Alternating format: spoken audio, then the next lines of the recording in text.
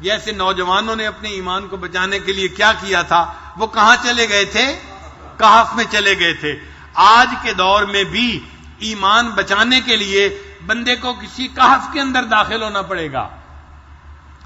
توجہ سے بات سنیے گا، آج کے زمانے میں 5 کہف ہیں۔ آج کے زمانے میں کتنے کہف ہیں؟ 5 کہف ہیں۔ اگر ان کہف میں بندہ داخل ہو جائے تو وہ زمانے کے یہ جو رواج کے رسم و رواج کے فتنے ہیں ان سے بچ سکتا ہے۔ ان میں سے پہلا کہف جو ہے وہ مدارس کا کہف ہے۔ پہلا کہف کون سا ہے؟ مدارس کا کہف۔ جو بچہ مدرسے میں آ جاتا ہے، آپ غور کریں گے، اس کا ایمان محفوظ ہو جاتا ہے، اس کے اعمال محفوظ ہو جاتے ہیں، اس کی آخرت محفوظ ہو جاتی ہے، اس کا دین محفوظ ہو جاتا ہے۔ دنیا کی یہ نئی نئی ترقی اس بندے کو نہیں لبھا سکتی، اس بندے کو شیطانی راستے پہ نہیں چلا سکتی۔ یہ بندہ مدرسے کی برکت کی وجہ سے اپنے دین کے اوپر جمع ہوتا ہے اور اس نے اپنے دانتوں کے ساتھ مضبوطی سے شریعت کو پکڑا ہوا ہوتا ہے، تو مدرسہ اس کے لیے کہف بن جاتا ہے۔ مدرسہ اس کے لیے کیا بن گیا؟ کہف بن گیا، اس کا ایمان بچ گیا۔ دوسرا کہف آج کے دور میں اللہ والوں کی خانقاہیں ہیں۔ جو لوگ اللہ والوں کے ساتھ بیعت ہو جاتے ہیں، نسبت کو جوڑ لیتے ہیں، وہ بھی ایک کہف میں داخل ہو جاتے ہیں۔ ہم نے دیکھا ہے وہ دفتروں میں کام کرنے والے ہیں، فیکٹریوں میں کام کرنے والے ہیں، مگر ان کے اندر دینداری آ جاتی ہے، وہ رسم و رواج کی طرف نہیں جاتے، وہ زمانے کی جو ہے فتنے فساد کی طرف نہیں جاتے، بلکہ اللہ کی محبت کی طرف بڑھتے ہیں اور دین کی زندگی گزارتے ہیں۔ ان کا بھی ایمان محفوظ ہو جاتا ہے اللہ اللہ کرنے کی برکت کی وجہ سے۔ تو یہ اللہ والوں کی خانقاہیں بھی آج کے دور میں ایک کہف کی مانند ہیں۔ ایک تیسرا کہف آج کے دور میں دعوت و تبلیغ کا کام ہے، جس کو ہم تبلیغی جماعت کہتے ہیں۔ یہ بھی کہف کی مانند ہے۔ ہم نے دیکھا ہے جو نوجوان جماعت میں جانا شروع کر دیتا ہے، سروزہ لگا لیتا ہے، چلہ لگا لیتا ہے یا 3 چلے لگا لیتا ہے، وہ بھی دین کے اندر آ جاتا ہے، اس کی زندگی میں بھی دین آ جاتا ہے۔ وہ کاروباری ہو، وہ دکاندار ہو، وہ سبزی فروش ہو، یا وہ کسی فیکٹری میں کام کرنے والا مزدور ہو، لیکن جماعت میں جانے کی برکت سے دین اس کا اوڑھنا بچھونا بن جاتا ہے، اس کی اپنی زندگی بھی دین والی بن جاتی ہے اور اس کے گھر کے بیوی بچے بھی دین والے بن جاتے ہیں۔ تو اس بندے کا دین بھی گویا تبلیغ میں آنے کی وجہ سے محفوظ ہو گیا۔ یہ تبلیغ اس کے لیے کیا بن گئی؟ کہف بن گیا۔ تو مدارس بھی کہف ہیں، خانقاہیں بھی کہف ہیں، اور دعوت و تبلیغ کا کام بھی کہف ہے۔ یہ کہف ہے۔ اور ایک چوتھا کہف ہے، وہ قرآن مجید ہے۔ جو بندہ قرآن مجید کے ساتھ نتھی ہو جاتا ہے، قرآن مجید کو پڑھنا، سیکھنا، سمجھنا شروع کر دیتا ہے، تو قرآن مجید اس بندے کے دین کا محافظ بن جاتا ہے۔ تو قرآن مجید بھی کہف کی مانند ہے۔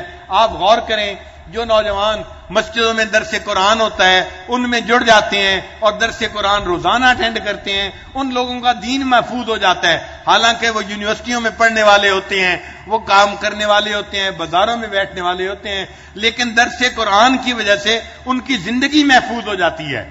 عورتوں میں ہم نے اس کا اثر زیادہ دیکھا ہے۔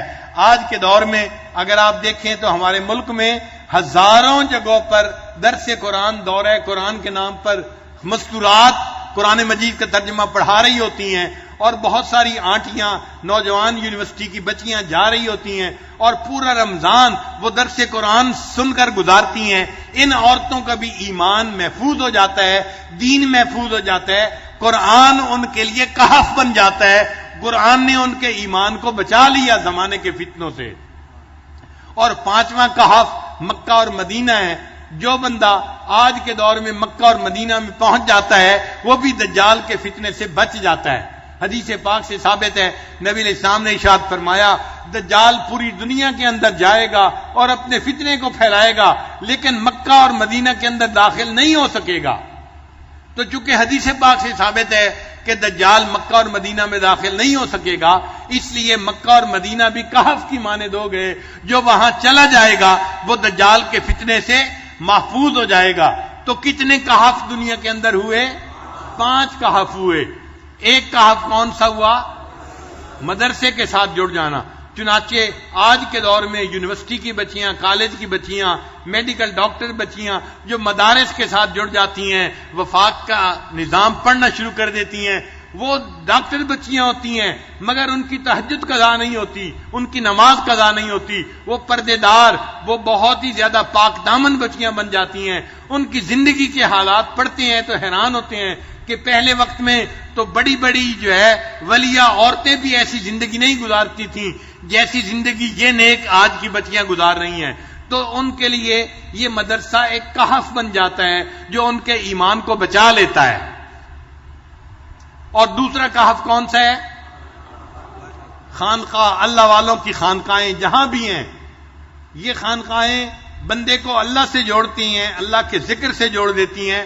ایسے لوگ رسم و رواج میں نہیں پڑتے بلکہ انقطاع عن المخلوق حاصل کرتے ہیں اور ترک دنیا کرتے ہیں، اور ذکر کی کثرت کی وجہ سے یہ اللہ کی طرف بھاگتے ہیں. ففروا الی اللہ کا مصداق بن جاتے ہیں. ان کا بھی ایمان محفوظ ہوتا ہے.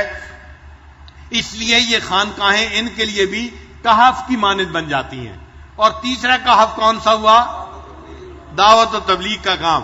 جو بندہ دعوت و تبلیغ کے ساتھ جڑ جاتا ہے، مقامی گشت کرتا ہے، بیرونی گشت کرتا ہے، سروزہ لگاتا ہے، شب جمعہ میں جانا شروع کر دیتا ہے، ہم اپنی آنکھوں سے دیکھتے ہیں اس بندے کا دین محفوظ ہو جاتا ہے. وہ بندہ دیکھنے میں دنیا دار بندہ ہوتا ہے، ایک سبزی فروش ہے یا مزدور ہے یا کام کرنے والا ہے، لیکن دین کی فکر اس کو لگ جاتی ہے. پوری دنیا میں دین آ جائے اس کے دل کا غم بن جاتا ہے، اس کا ایمان محفوظ ہو گیا، یہ دجالی فتنے سے بچ گیا. تو یہ دعوت و تبلیغ اس کے لیے کہف بن گئی. جیسے اصحاب کہف کا ایمان بچ گیا تھا، اللہ نے اس نوجوان کا ایمان اس دعوت و تبلیغ کی وجہ سے محفوظ فرما دیا. چوتھا کہف کون سا ہے؟ قرآن مجید ہے. جو بندہ دنیا کے جس ملک میں بھی ہو، اگر درس قرآن کے ساتھ جڑا ہوا ہے، اگر وہ قرآن مجید کا ترجمہ سیکھ رہا ہے، قرآن مجید کو سمجھ رہا ہے، قرآن مجید کی تعلیمات کے مطابق زندگی گزار رہا ہے، تو قرآن مجید کی برکت ایسی ہے، یہ قیمہ ہے، یہ کتاب انسان کو دین کے اوپر جما دیتی ہے. اس کی برکت سے اللہ اس کے دین کو محفوظ کر لیتے ہیں. لہذا قرآن مجید بھی بندے کے لیے ایک کہف بن جاتا ہے. اور پانچواں کہف کون سا ہے؟ مکہ اور مدینہ. یہ بھی اللہ نے ایسے شہر بنا دیے جو برکت والے شہر ہیں. پیارے حبیب صلی اللہ علیہ وسلم کی پیدائش مکہ مکرمہ میں ہوئی اور آپ صلی اللہ علیہ وسلم کی وفات اور آپ کا آرام مدینہ طیبہ میں ہوا. یہ دونوں شہر نبی علیہ السلام کے شہر ہیں اور یہ دونوں کہف ہیں. جو وہاں پہنچ جائے گا اللہ تعالیٰ دجال سے اس کی حفاظت فرمائیں گے اور اس بندے کا ایمان محفوظ ہو جائے گا. لہذا اب ہم اگر چاہتے ہیں کہ ہمارا ایمان محفوظ ہو تو ہمیں پہلا کام کیا کرنا پڑے گا؟ ہمیں کسی نہ کسی کہف کے ساتھ نتھی ہونا پڑے گا اپنے ایمان کو بچانے کے لیے. تو سورہ کہف کے جو 5 واقعات ہیں نا، ہر واقعے میں کوئی نہ کوئی سبق ہے. تو اصحاب کہف کے واقعے میں سبق کیا ہے کہ اے بندے، اگر تم اپنا ایمان بچانا چاہتے ہو زمانے کے جو ہے نا حالات سے، اور جو ہر طرف بے حیائی کا ماحول بڑھ رہا ہے اور کفر بے حیائی کو پھیلانے کے لیے کوششیں کر رہا ہے، تو تمہیں اپنے ایمان کو بچانے کے لیے کہف میں سے کسی نہ کسی کہف کے اندر جانا پڑے گا، تب تمہارا ایمان محفوظ ہو جائے گا. اور ایک اور بات سن لیجئے کہ میں نے ایک حدیث پاک میں یہ بات پڑھی، میں ابھی آج اس کا ریفرنس تلاش کر رہا تھا. اس حدیث پاک میں تھا کہ جب امام مہدی آئیں گے تو امام مہدی کے جو انصار ہوں گے یہ کہف میں رہنے والے لوگ ہوں گے. امام مہدی کے جو انصار ہوں گے، انصار سے کیا مراد؟ ان کے جو مددگار ہوں گے. تو ان کے مددگار کون لوگ ہوں گے؟ جو اس وقت کے اصحاب کہف ہوں گے وہ ان کے مددگار ہوں گے. تو جو گویا اس وقت ان 5 کہف کے اندر رہنے والے لوگ ہوں گے نا، یہ اپنے وقت میں امام مہدی کے انصار بنیں گے، ان کے دوست بنیں گے، اور اللہ ان کے ایمانوں کی حفاظت فرمائیں گے اور دجال کے فتنے سے یہ لوگ محفوظ رہیں گے.